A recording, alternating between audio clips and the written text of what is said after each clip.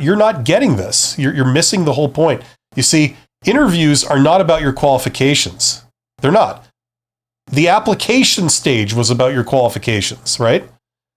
The reason why they want to talk to you in person is because they want to know what you're like as a person. They don't give a rat's ass if you've got 10 PhDs and you're Albert Einstein. They don't care. Because if you're insufferable, they will not pick you. The end. You know what I'm saying? Like, that's the reason they need to talk to you first. They want to make sure that on a personal level, they can work with you. There's no red flags. That's what the job interview is about. Don't be fooled by the fact that the content of the interview, a lot of it is about your stuff off your resume, right? If they had a problem with your resume or your application, you would not be at the interview, right? That's the idea. They sifted through hundreds of resumes of people who applied and picked out an average of 6 people to interview.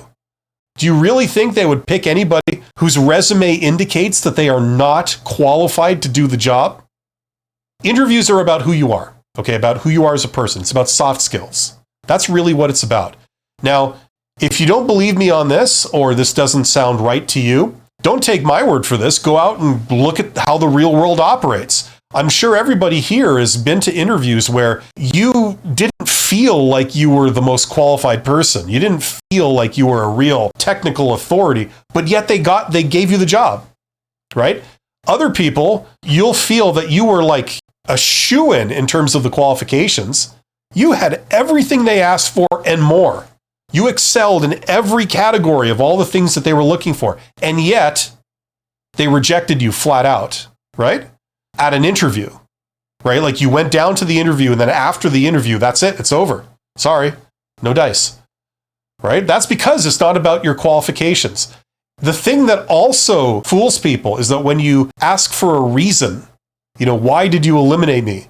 What do you always hear? You always hear these first of all, a lot of people just won't say. And then when they do say, it's these very canned, cliched sort of things, right? It wasn't the right fit, or we decided to go with someone who had skills that were more attuned to what we were looking for, or something like that, right? Even though you met every single one of their posted requirements. It's because it's not about the requirements. It's about who you are as a person.